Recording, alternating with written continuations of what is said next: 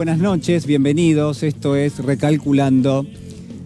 Han pasado algunas horas y algunos días del proceso electoral y quiero proponerle esta noche que existe una pregunta que sin ninguna duda seguramente usted se hace y que yo también me hago en este momento. Esa pregunta es: ¿qué le vamos a pedir a la política a partir de ahora? ¿Qué le vamos a pedir a la política de aquí en adelante, una vez transcurridas las elecciones y una vez elegidos aquellos que nos van a representar, en aquellos en los cuales vamos a delegar nuestro poder soberano? Y quizás el momento es sin ninguna duda singular, es un momento impar, es un momento de crisis social, de crisis económica, de crisis financiera también. Es un momento donde en la Argentina de hoy se ha profundizado la pobreza, se ha profundizado la indigencia y también la desigualdad. Y esto es sumamente relevante. Es cada vez más complicado conseguir un trabajo, es difícil llegar a fin de mes, los aumentos nos corren permanentemente y el salario ha quedado totalmente, yo diría, destruido. Ha quedado muy lejos de la posibilidad de sostener siquiera en algunos meses nada más lo que podría ser el poder adquisitivo. Perdemos permanentemente.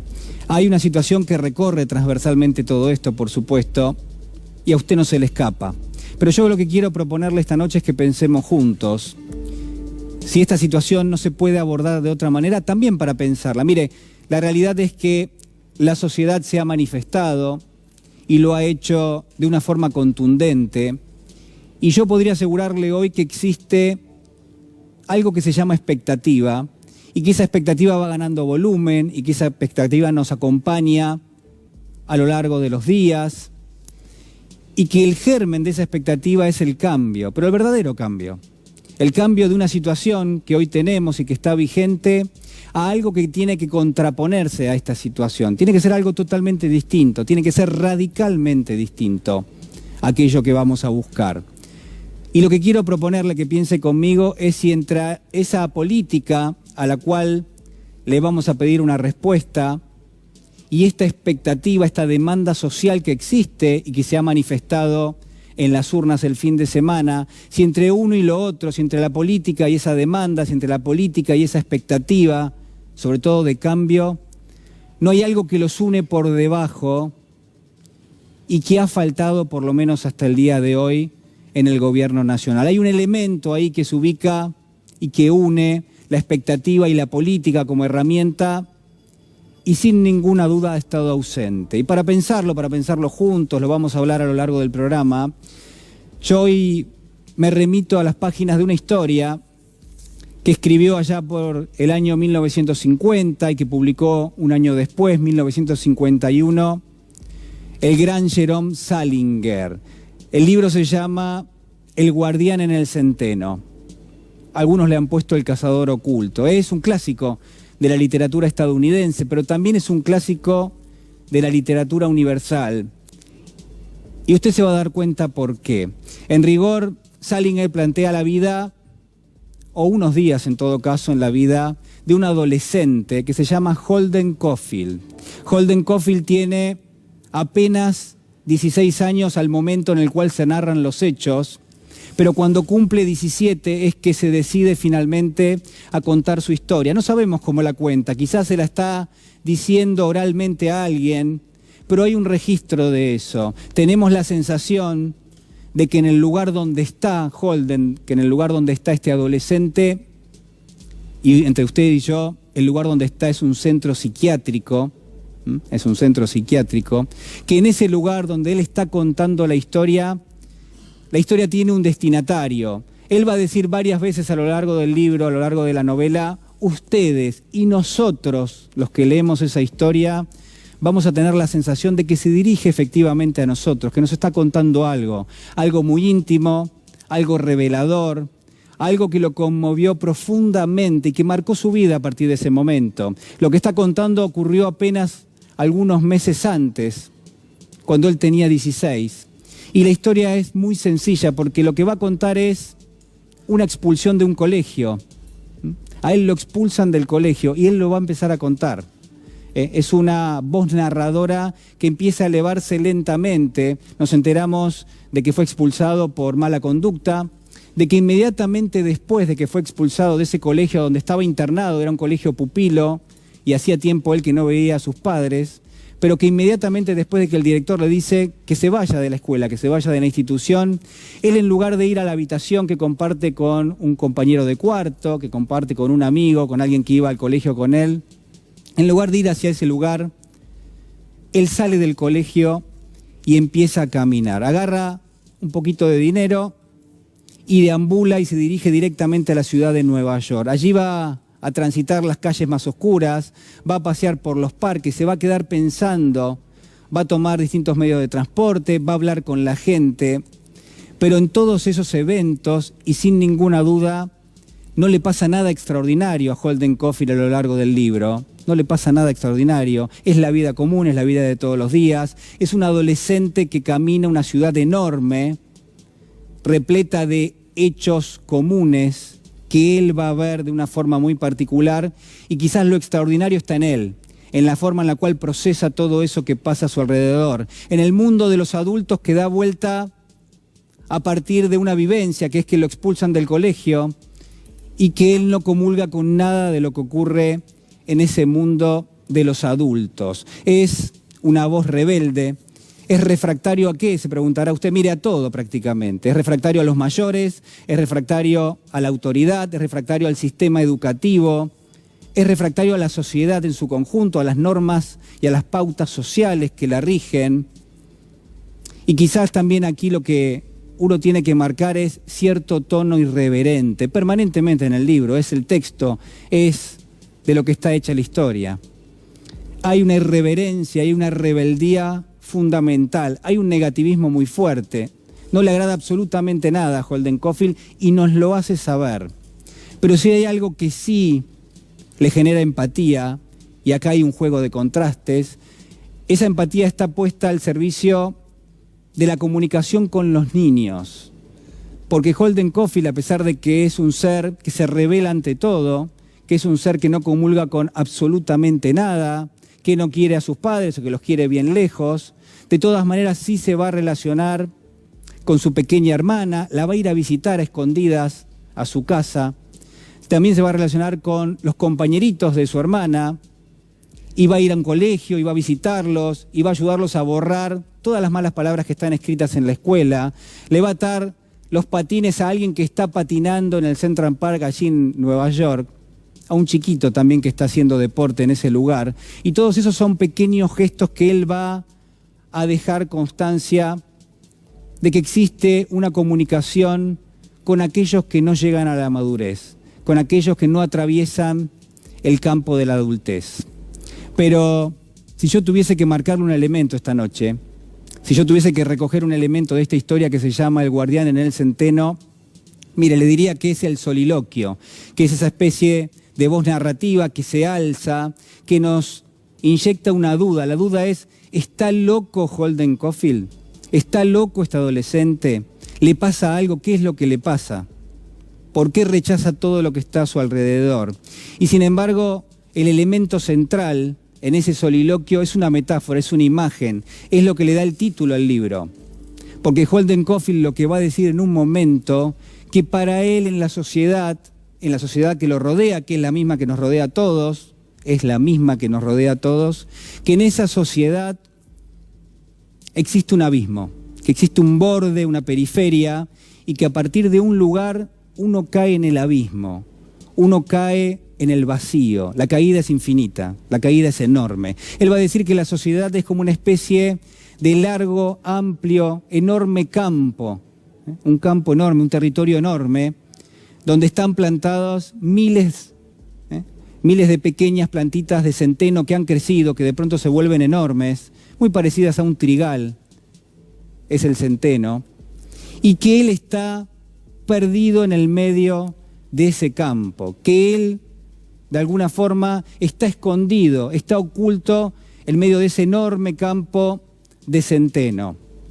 Pero además va a decir que al final de ese campo existe este abismo, que al final de ese campo, que al final de esa extensión hay una pequeña línea, una periferia, y que un paso más que uno dé, uno puede caer en un abismo. Y va a asignarlo con un ejemplo que creo que es fundamental, que es que los chicos, va a decir él, los niños son los que vienen corriendo, los que atraviesan la sociedad, los que atraviesan ese campo de centeno, y que en algún momento esos niños pueden caer al vacío, que pueden caerse del abismo, porque no ven nada, porque está lleno de plantas de centeno, porque el campo está repleto, porque no se ve absolutamente nada, pero que él tiene una función en esa sociedad, que es la de atraparlos, que es la de tratar de que no caigan al vacío, de que no cedan ante el abismo. Por eso se llama el guardián en el centeno, porque él se ve a sí mismo como un guardián perdido en el medio de ese campo de centeno, donde su misión es rescatar, si cabe, a los niños que atraviesan la sociedad. Es quizás una de las ideas fundamentales de la historia. Él va a decir que es una especie de cazador oculto, que en todo caso es alguien que nos muestra permanentemente que existe un ideal. Ese ideal tiene que ver con la posibilidad de salvar a las personas, a los niños, porque es el reflejo metafórico que ofrece en la historia, pero también a cualquiera de ese lugar del abismo para el cual uno podría pensar que es el momento de la adultez. Y la adultez tiene que ver con la competitividad, y la adultez tiene que ver con el individualismo, y tiene que ver con la indiferencia, y tiene que ver también para Holden Caulfield, pero yo se lo propongo que lo piense para nosotros, si ese abismo no es mirar que existe pobreza, indigencia, desigualdad en nuestro país y no hacer absolutamente nada. Si ese abismo no tiene que ver con la posición del poder de turno que ha mirado para un costado y que ha acrecentado y ha profundizado todas esas falencias que nos afectan como sociedad. Ese es el abismo que marca Holden Caulfield. Y él es el cazador oculto, él es el guardián en el centeno. Él es la reserva del idealismo, del ideal. Y el ideal es aquello que une la política con la expectativa. El ideal es lo que ha faltado, si usted quiere, en los últimos años en la política argentina. No hubo una dirección, y en todo caso, si la hubo, jamás tuvo en cuenta un ideal. Y si tuvo en cuenta un ideal, ese ideal no fue para generar bienestar social, no fue para generar bien común. Y este es el elemento que hoy, para mí al menos, merece el análisis a partir de esta historia. Mire, en una sociedad que es cada vez más pobre, donde hay mayor indigencia, donde hay mayor desigualdad, si la política es aquello que nos va a unir, si la política es aquello que surge de la relación con el otro, sin ninguna duda, a esa política no le puede faltar ideales. Ojalá aparezcan y aparezcan muy pronto. Y por último, lo que quiero marcarles es esto, que en los últimos días el presidente electo, Alberto Fernández, ha dado algunas señales en este sentido. No quiero dejar de decírselo. Mire, ponerse la gorrita de Brian Gallo, ese joven que fue discriminado en las redes sociales, por lo que sea, por cómo se ve, por cómo se vistió, por cómo habla, por lo que se le ocurra, pero que haya un presidente electo, que haya tomado sin ninguna duda ese tema y que le haya dado un mensaje a la sociedad es sumamente positivo. De la misma forma, creo que Alberto Fernández ha rescatado la imagen de Raúl Alfonsín, del expresidente Raúl Alfonsín, porque también ahí yace un ideal de la política, y que estamos recuperando permanentemente ese ideal que ha faltado a lo largo de los últimos años. Acompáñeme porque ya está con nosotros Jorge Alperín, periodista, escritor, ensayista, pensador. Jorge, ¿cómo estás? Buenas noches. ¿Cómo estás? ¿Qué tal? Qué gusto tenerte hoy. Bueno, ahí estamos, un poco escuchándote y pensaba en esta disputa por el futuro o la expectativa de futuro. Qué curioso que el voto masivo prefirió el pasado reciente al futuro imposible que le ofrece Mauricio Macri, ¿no? Sí. Él dice todo el tiempo, van a elegir entre volver al pasado o el futuro que les ofrezco. El futuro que ofrecen ya no convence a nadie, no se lo ve posible, al contrario, no hay ningún camino que se haya recorrido en dirección a un futuro de bienestar, y en cambio la gente tiene la referencia cercana, apenas 4 años atrás, de un gobierno que reconoció una cantidad de derechos que este gobierno empezó a despojar, ¿no? La imagen sacrificial esa que ofreció el gobierno en algún momento al decir, bueno, hay que hacer un sacrificio porque lo que viene va a ser mucho mejor. Vos decís que una parte de la sociedad por lo menos no lo tomó, dijo, bueno, acá las cosas no están bien. La parte, yo diría, mayoritaria no creyó en ese futuro de Macri, además, seguía por los hechos palpables a cada paso. Y vio que no tiene futuro allí en lo que llama Macri el futuro, y en cambio tiene un futuro más ligado a un modelo que estuvo en el pasado reciente. Realmente pasó muy poco tiempo hasta que vuelve el kirchnerismo, que durante estos años fue considerado una especie de mafia por el oficialismo, por la justicia adicta a Macri, por los grandes medios, pero vuelve en condiciones de que no solo está el lastre del desastre económico, sino el lastre del odio también. Vos recién mencionabas el caso de Brian Gallo. Creo que es desde hace 15 años, digamos, se reactivó el odio. Un poco menos de 15 años, yo diría, para mí estuvo claro el 2007. Yo escribí un libro, mi último libro, que era Muchachas Peronistas, a partir de que percibí ya en 2007 un estado de odio porque una mujer como Cristina Fernández iba a ocupar el poder político. Eso desató un odio que ya en ese momento yo estaba en Radio Mitre, un productor fue a la calle por pedido mío a tomar testimonios y ya había un nivel de odio, estoy hablando de septiembre del 2007, es decir, ni siquiera había asumido Cristina, y las expresiones que recogíamos en Recoleta y en otros lugares eran terribles. Hay un odio que paradójicamente no se desata en los momentos de crisis económica, sino que se desata en los momentos de prosperidad. Fíjate, Perón trabajó más que nadie por el estado de bienestar. Los primeros gobiernos de Perón instalaron una equidad social tan grande que yo siempre lo cuento. A principios de los 50, UNICEF, el organismo de Naciones Unidas de Protección a la Infancia, decidió cerrar sus oficinas en Argentina porque no había indicadores sociales de pobreza extremos como para justificar su presencia en la Argentina. Era tanta la equidad que tenía esa sociedad, había apenas un 6% de desocupación.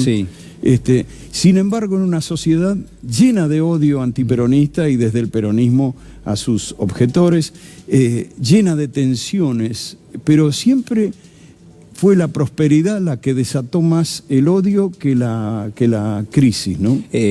Jorge, vos lo que proponés también, si no me equivoco, es que en la medida en que hubo gobiernos que atendieron determinado tipo de derechos de un sector de la sociedad que hasta determinado momento no se habían tenido en cuenta, eso generó también un rechazo, ¿no? Es decir, ahí empezó, uno podría pensar que ahí empezó la grieta. Así es, yo creo que, digamos, el odio es muy viejo, en la Argentina también. Yo te diría que, por ejemplo, hace 100 años eran odiados los gringos. Yo hice un documental sobre la Semana Trágica de 1919, y era una época en que había una población extranjera de origen europeo numerosísima, y sobre todo entre los trabajadores movilizados y combativos había mucha presencia extranjera, y había un odio a esos gringos terrible. Los hijos y nietos de esos gringos en los años 30 van a odiar a la nueva inmigración, que son los cabecitas,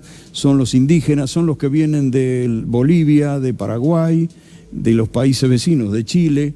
Van a desarrollar ellos ya como argentinos un odio hacia esos, pero aún ese odio no llega a la intensidad que alcanzaría con el peronismo.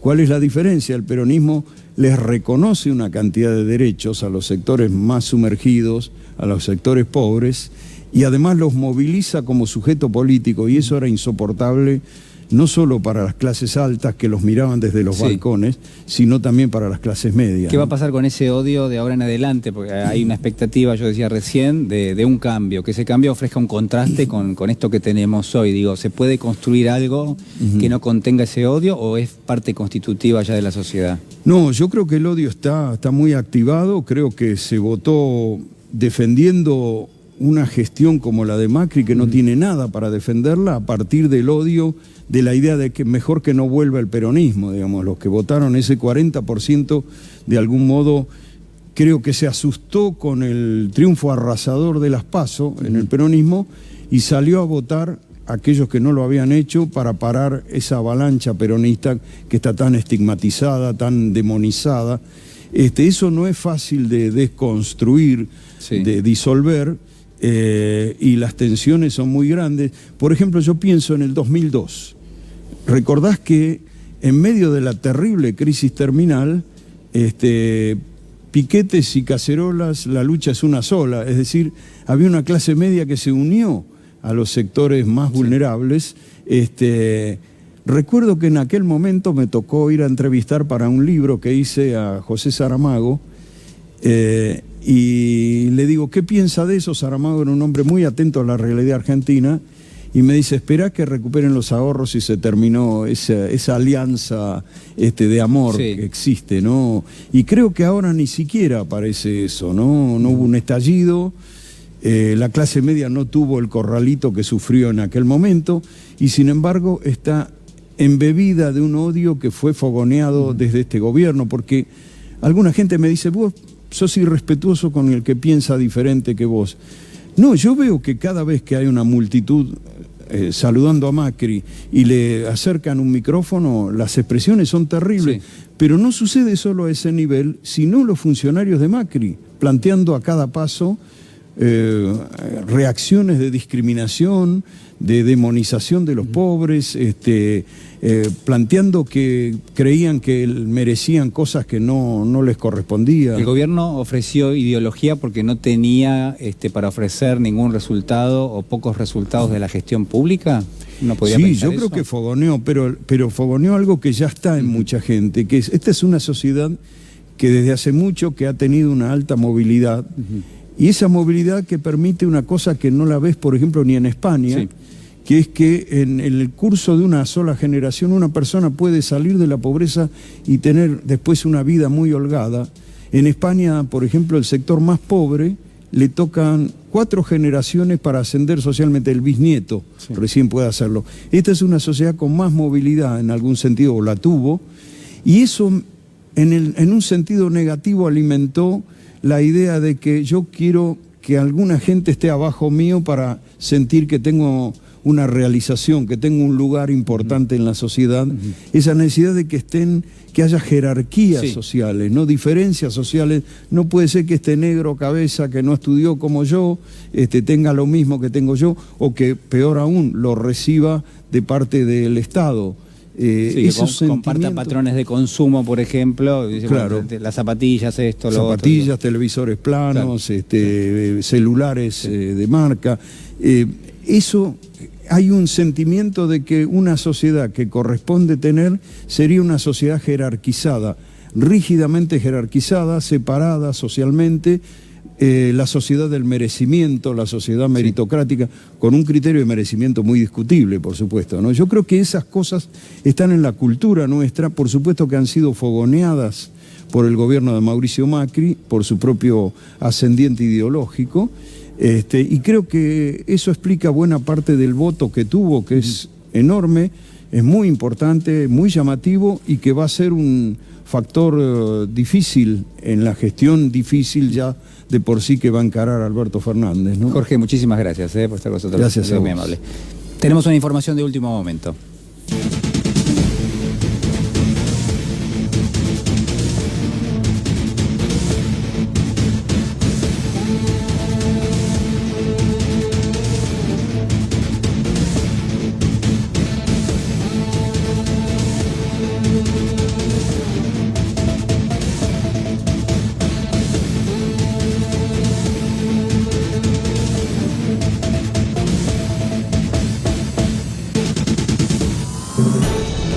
Bueno, alerta en C5N, habrá trenes sin servicios por asambleas de gremios ferroviarios. La información acaba de conocerse. Trenes Argentinos Operaciones comunica que entre las 4 y las 9 de la mañana, del día de mañana, viernes 1 de noviembre, no circulará ningún tren de los servicios del área metropolitana. Estamos hablando del ramal Mitre, San Martín, Sarmiento, Roca, Belgrano Sur y Tren de la Costa.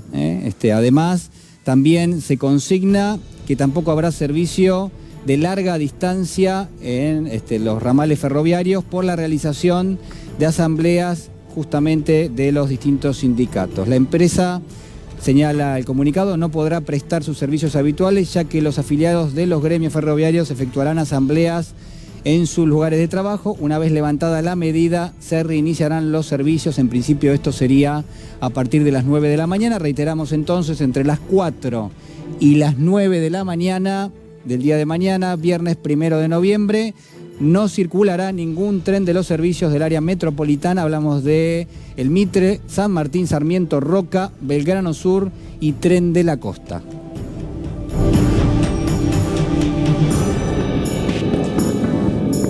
Muy bien, ya está con nosotros Eduardo López, secretario general UTCetera. ¿Cómo estás, Eduardo? Muy buenas noches. Muy bien, gracias por la invitación. Bueno, a ver, acá hay una situación que obviamente tiene que ver con una asamblea, discusión de diversas cuestiones que hacen a la calidad de la dinámica de trabajo permanente, las condiciones de trabajo, los salarios también. Digo, ¿cómo estás viendo este tipo de situaciones en este momento, ¿no? en nuestro país, teniendo en cuenta que obviamente no tiene que ver solamente con los empleados ferroviarios, sino que además esto se expande al resto de la sociedad? Bueno, se viene una época de ampliar derechos, termina una época de conservar privilegios. Por eso, relacionado con lo que decías al principio, quien quiere conservar privilegios se pone rencoroso. Y quien quiere ampliar derechos lo hace con alegría, como diría Jaureche. Y ahora hay que reconquistar, recuperar todo lo que el macrismo nos sacó y valorar que nosotros lo sacamos de manera electoral, republicana y democrática en las urnas. No es un tema menor. ¿Qué estaríamos hablando hoy si hubiese ganado el macrismo? Las AFJP, la reforma laboral, cerrar escuelas, el 2x1. ¿Y qué estamos hablando ahora? ¿Cómo reconquistamos los derechos que nos sacó? Esta etapa neoliberal que termina en las últimas elecciones de este domingo duró solo 4 años, mientras que en otros países duran décadas. Mismo en la Argentina en los 90 duró una década. Pero este es un pueblo muy aguerrido, muy luchador. La peor dictadura que hubo en el continente duró 6 años, 7 años, del 76 al 83.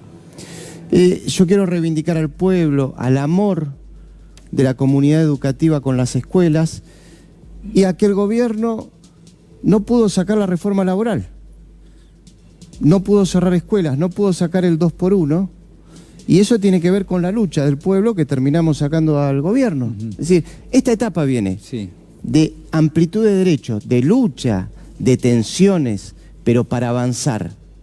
Termina una etapa de lucha, de tensiones, para no retroceder más. Quiero mostrarte una definición que daba hoy el gobernador electo de la provincia de Buenos Aires, Axel Kicillof, a propósito de la emergencia alimentaria, y lo analizamos, a ver.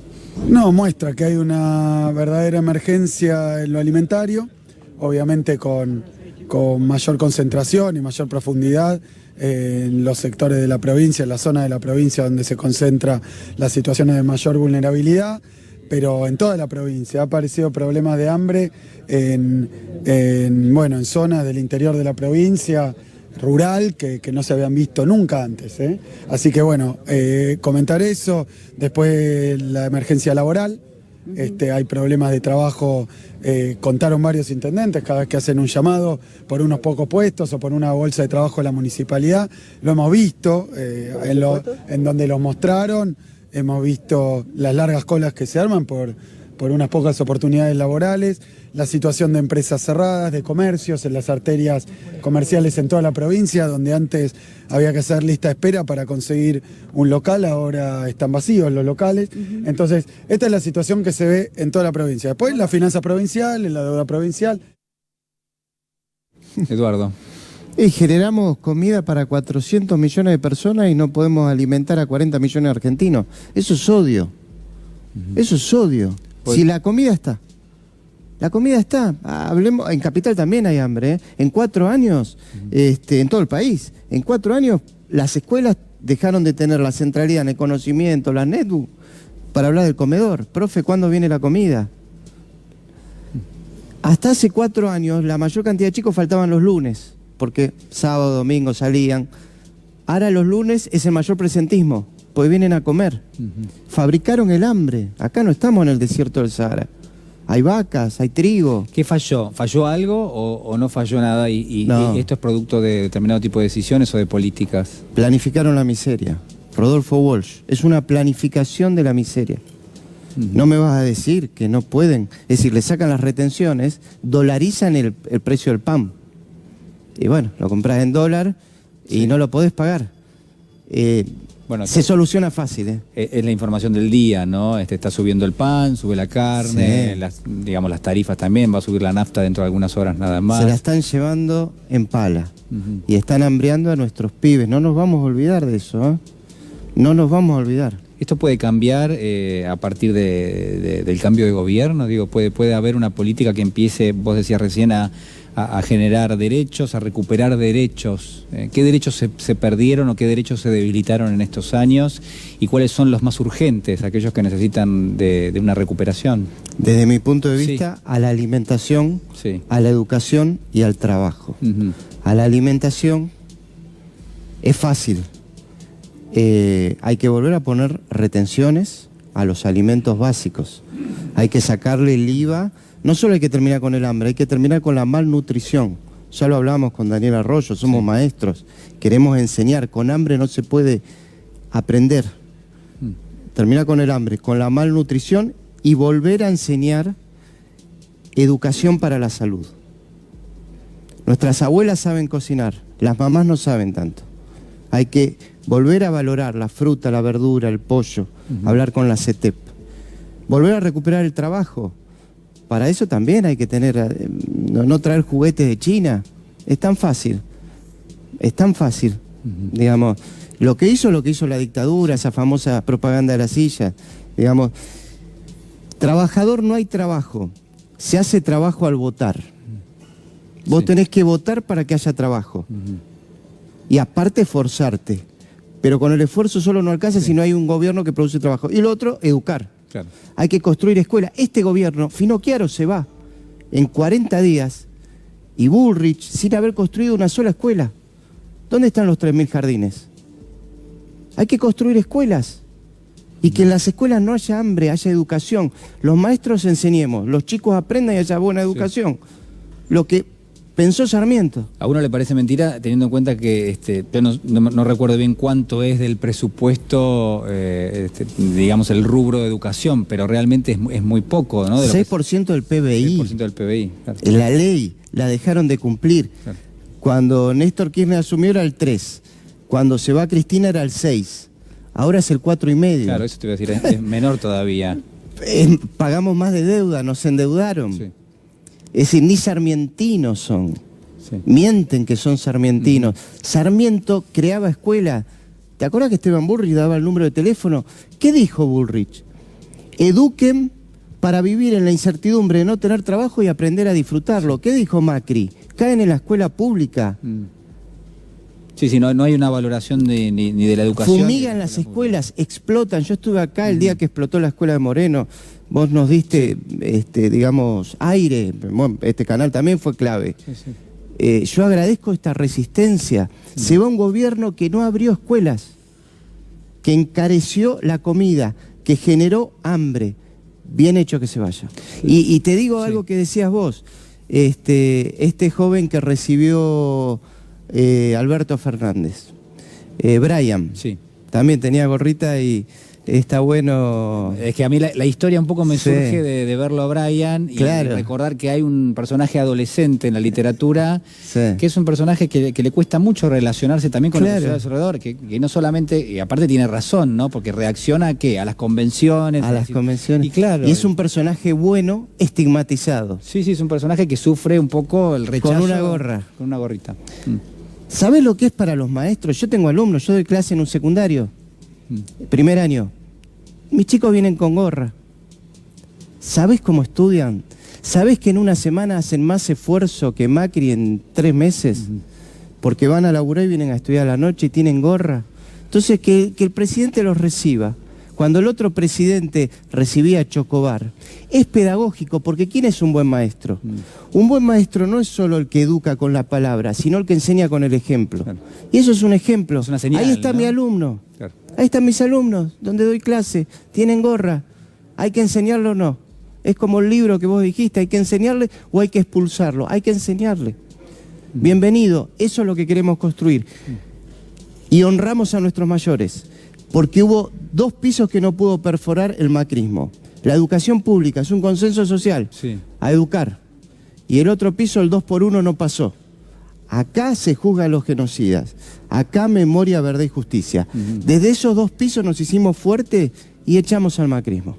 ¿Qué pensás de lo que viene, digo, en tanto y en cuanto a cualquiera que uno tome de referente hoy del gobierno electo? Lo que plantea siempre es que hay objetivos, que hay ideales, pero que también hay determinado tipo de limitaciones que van a jugar un rol, sin ninguna duda. Digo, es parte de la realidad, obviamente, no querida, pero es parte de la realidad. Digo, ¿te parece que eso puede llegar a impedir generar algún tipo de impacto inmediato en las políticas o que hay prioridades que se van a llevar a cabo inmediatamente? Yo te digo, espero que no. Sí. Espero que no haya posibilismo. Hay que cambiar y a partir de ese cambio hay que generar consenso. Si empezamos con no se puede, sí, empezamos mal. Nosotros nos reunimos con Alberto Fernández, Baradel, Sonia Leso y yo le llevamos los 10 puntos. Y lo primero que nos dice es, vuelve la paritaria. Si vuelve la paritaria, sí, vuelven las orquestas escolares. Vuelve el aumento salarial, necesitamos un aumento salarial por arriba de la inflación. Vuelve la construcción de escuelas, vuelven los libros, vuelven las netbooks. Estuvimos 3 años y medio sin paritaria. 3 años y medio que no se construyó una escuela. Hay algo que quedó claro. Nosotros en las paritarias pedimos aumento de sueldo, libros, orquestas y escuelas. No hay paritarias, no hubo aumento de sueldos, libros, orquestas y escuelas. ¿Qué nos dice Alberto Fernández? Va a haber paritarias. ¿Qué vamos a pedir? Aumento de sueldo, libros, orquestas y escuelas. Nosotros vamos por eso. Hay que cambiar. Sí. No es solo, bueno, ahora esperemos que no podemos, recibimos una pesada herencia. Así no arranca. Esto arranca recibiendo a Brian, con un aumento salarial, construyendo escuelas, que vuelvan las orquestas escolares, que vuelva el director de las orquestas escolares y que se vuelvan a repartir libros y netbook. Eduardo López, muchas gracias por estar con nosotros. Gracias a vos. Ha sido muy amable. En las últimas horas, Horacio Berbisky, el periodista, se refirió a la situación del presidente Macri, pero sobre todo en un contexto muy particular. Escúchelo. Macri tiene que responder por una cantidad de cosas. A eso se sumaría probablemente algunas cuestiones vinculadas con el blanqueo. La Corte Suprema tiene en este momento una causa en la cual el diputado Felipe Solá claro, objetó el decreto en el que Macri amplió la posibilidad de blanqueo para sus familiares. La Corte no ha rechazado ya esa presentación y sospecho que están esperando el momento oportuno para darle lugar, claro, para hacerle lugar, si ahí habría otra causa que comprometería al presidente. De modo que sí, creo que tiene motivos para estar preocupado.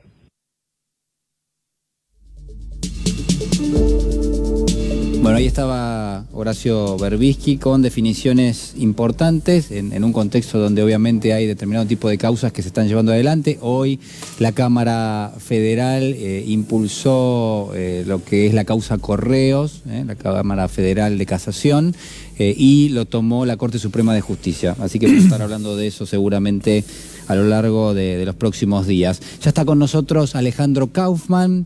Él es docente universitario, es crítico cultural, es ensayista, es profesor de la Universidad Nacional de Quilmes, también de la UBA, es investigador del Instituto de Investigación Gino Germani, es autor de libros. Bueno, tenés un currículum enorme, Alejandro. ¿Cómo estás? Buenas noches. Buenas noches, muchas gracias. Bueno, a ver, yo si no me equivoco tomé contacto con un artículo tuyo y en ese artículo vos hablabas o sobrevolabas el concepto de meritocracia y la verdad que eras muy muy reactivo a esa situación, que en algún caso uno podría inferir que el propio gobierno trató de sembrar en la sociedad. Digo, ¿qué te parece esto?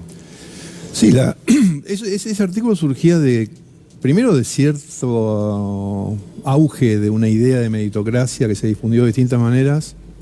Eso que llaman neoliberalismo es una forma de meritocracia vinculada con la riqueza. O sea, el que tiene riqueza, sea material o sea simbólica, tiene mérito, ¿no? Tiene una virtud, tiene algo por encima de los demás.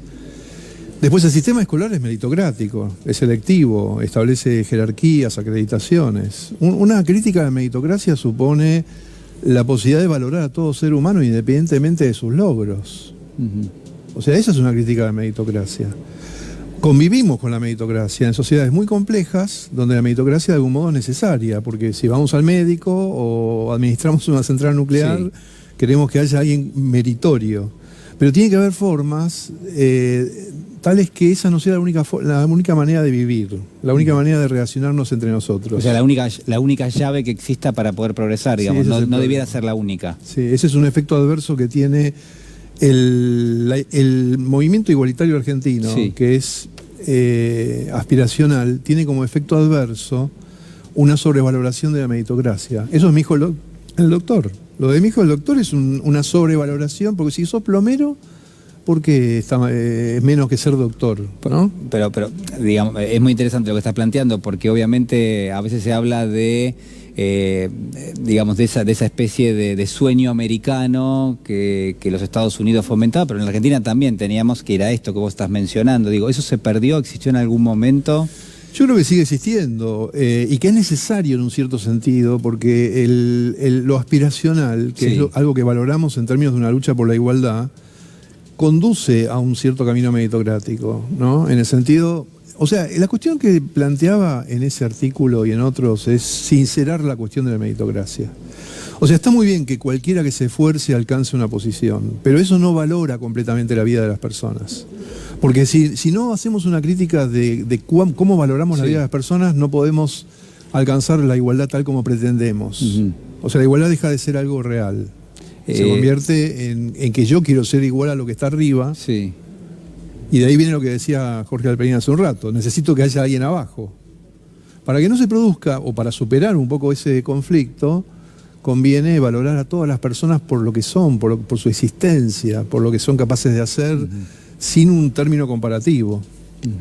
No es fácil la cuestión. No, por supuesto, por supuesto. ¿Cuál es el rol del Estado en todo esto? ¿No? Se ha discutido mucho el rol del Estado. Hay gobiernos como este que propone un Estado más pequeño, con un recorte de sus funciones. Digo, ¿cuál es el rol del Estado? No, el rol del Estado es asegurarse de que la meritocracia sea legítima y de que funcione con un criterio de legalidad y de mayor propensión a la igualdad de oportunidades. Yo creo que habría que distinguir una dimensión cultural y otra estatal. La estatal es la igualdad de oportunidades. En esta misma mesa, en algún programa, se discutía este tema y generalmente los meritócratas dicen, bueno, pero entonces ¿cómo funcionaría el mundo? ¿Qué pasaría? Entonces algunos le responden desde el progresismo, no, lo que queremos es igualdad de oportunidades. Es decir, como si el mundo, la vida fuera una carrera donde lo que importa es tener un punto de partida, ¿viste? Cuando se dispara...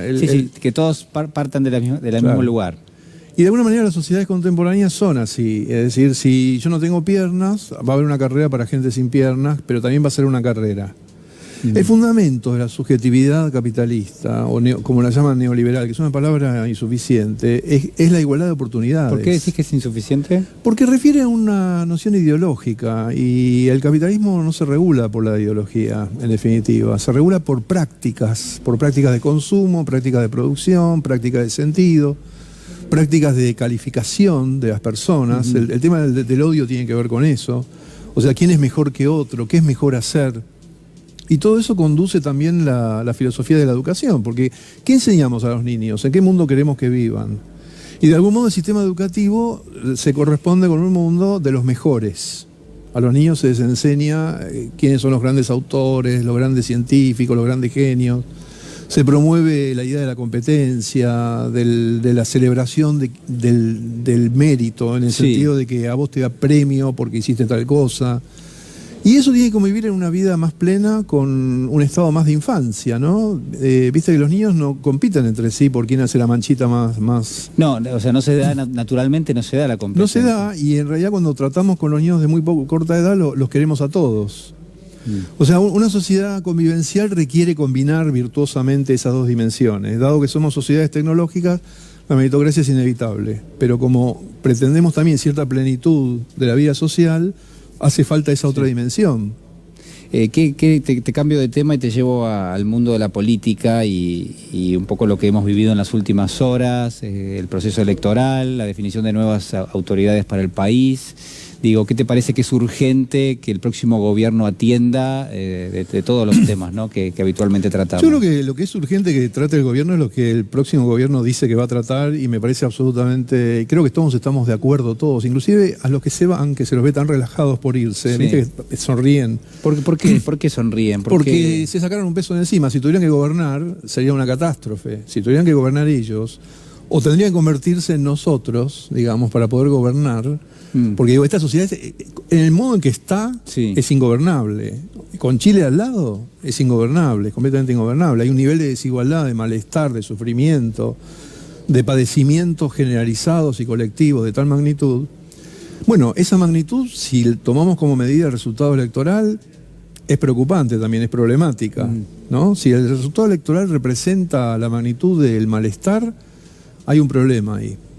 Podemos pensar que no lo representa, que no hay una correlación A ver, entre... a ver si te sigo. Vos Sí. decís de las proporciones de lo que obtuvo cada fuerza, si eso es lo que piensa la sociedad, vos decís que hay un problema. Estamos en un serio problema, porque, ¿Por porque hay una parte de la sociedad que, Sí. pongamos que es la mitad, que se siente en estado, nos sentimos en estado de catástrofe, de completa catástrofe, de que si esto sigue así, nos vamos a ir a un abismo y la vida no va a valer la pena. Eso sabemos que es así, no es una conjetura mía. Creo que, bueno, No, este canal lo está diciendo todo el día. Como ejemplo, como el guardián en el centeno, que dice, termina el campo y hay un abismo y caen todos. es una situación así. Y después hay otra parte que vota en contra de quienes dicen representar ese estado de malestar. Bueno, ese es un problema, no para el Estado o para el gobierno, sino para la sociedad, que habrá que discutir y que está entrecruzado por cuestiones que hoy se hablaron, como el discurso del odio, es decir, cómo convivir con los demás, qué tipo de paz podemos alcanzar, qué tipo de paz social.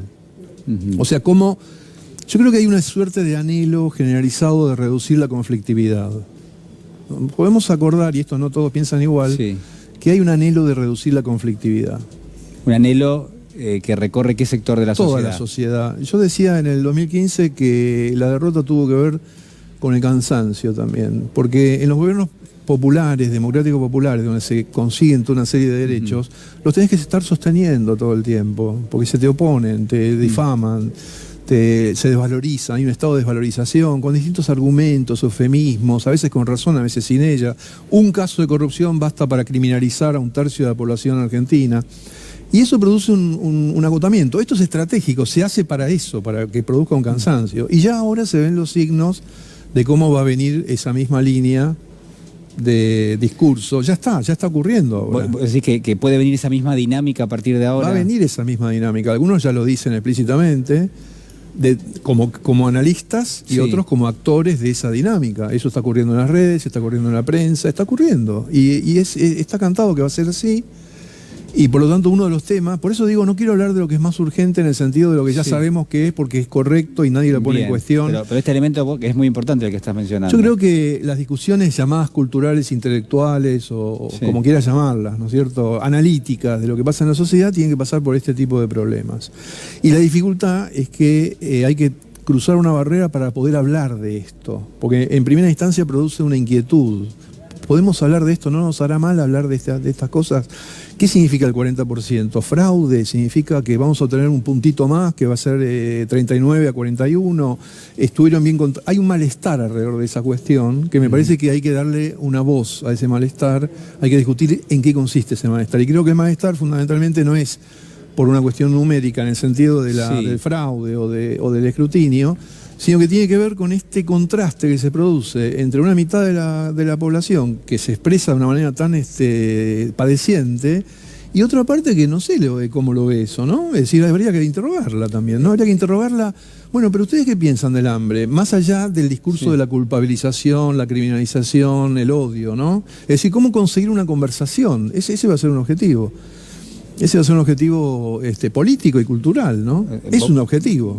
Vos proponés que hay elementos que entorpecen la posibilidad de que haya determinado tipo de consensos básicos, es decir, o en todo caso de indagar qué piensa ese sector de la sociedad, qué piensa del hambre, de la pobreza, de la indigencia. De Exactamente, porque conseguir una convivencia mínima, que insisto que es un anhelo. Pero ¿eso lo tienen otras sociedades o es una aspiración de la sociedad argentina? Lo tiene. Nosotros por lo menos nosotros creemos que otras sociedades lo tienen.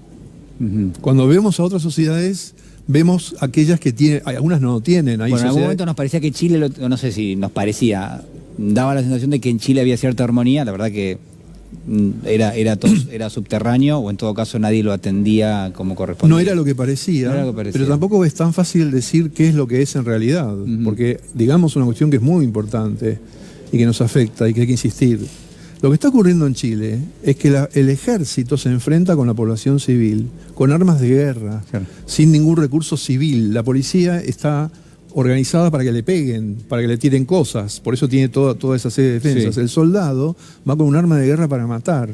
Y el hecho de que en esa sociedad limítrofe con nosotros, lo cual nos concierne también, el ejército esté en las calles, enfrentándose con la población, es un hecho de una gravedad inusitada. Yo no sé si tenemos dimensión de la gravedad para los derechos humanos, para la convivencia, para la institucionalidad democrática que tiene eso, ¿no? Es decir, y ya van casi 2 semanas con un ejército en la calle. Esto no es en África o en Asia, está ocurriendo a 2 horas de avión, ¿no? Pero digo, esta cuestión sobre los logros que tenemos de convivencia tiene que ver con nuestras formas de protesta. Por ejemplo, esta es una sociedad que no renuncia a protestar. La nuestra. A diferencia de la chilena. Lo que parecía consenso no era consenso, era contención. Entre nosotros, porque el consenso no es ajeno a la posibilidad de la protesta. No es por ahí que pasa. Ese es un problema también. O sea, vos podés tener una sociedad relativamente consensual con protestas intensas. En la nuestra eso no ocurre y por eso las protestas se sobreactúan. Tenemos muchísimas protestas porque para conseguir cualquier cosa hay que poner el cuerpo. Hay que estar ahí. Entonces es una sociedad que creó consuetudinariamente un modo de convivir tenso y conflictivo, agotador para todos, desmoralizador en un sentido que es que para conseguir cualquier cosa hay que pedirlo y para sostenerlo hay que insistir y después te lo sacan y lo tenés que volver a obtener y con los años se va degradando el promedio. Entonces ahora con lo que nos encontramos es con el hambre, lo que se llama el hambre, que como dice Pichetto, es verdad, no es hambre de Biafra, es desnutrición, mala nutrición, injusticia, privación alimentaria, ¿no es cierto? Es decir, hay un montón de palabras para decir eso. La llamamos hambre, es correcto llamarla hambre también, pero digo, eso es un descenso de los promedios, hemos vuelto a un punto anterior, no es que hemos perdido solo lo logrado en la década ganada, sino que hemos vuelto a un punto anterior, simbólicamente, el tema de la gorrita tiene que ver con eso, la cuestión de que públicamente se puede decir cualquier cosa. Yo quiero hacer una observación que tenía muchas ganas de decir, y me parece que es para ofrecerla como idea para pensarla.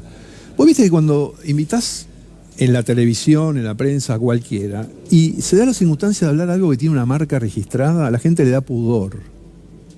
Porque nada impide que yo diga el nombre de una marca si quiero ahora. A mí no me va a pasar nada, ni a vos tampoco, ni a nadie le importa, ni al canal, no va a pasar absolutamente nada si yo digo XX, ponele, ¿no es cierto? Pero hay instalada en la cultura un pudor, como si vos dijeras una mala palabra, el nombre de los genitales. En cambio, para hablar mal de la chorra, la yegua, los negros, para eso no hay ningún problema. ¿Y eso con qué tiene que ver? Y eso tiene que ver con quién ha conseguido un respeto y preguntarnos cómo lo consigue y cómo consentimos con que haya toda una dimensión de la vida colectiva que no se toca. ¿Por qué no se puede tocar? A ver, ¿por qué no puedo criticar una bebida gaseosa y designarla por su nombre? Sí, claro, son cuestiones que uno nunca se plantea porque están dadas, se supone, pero no. Eso es lo que propongo hacer, dedicarnos a repensar algunas cosas.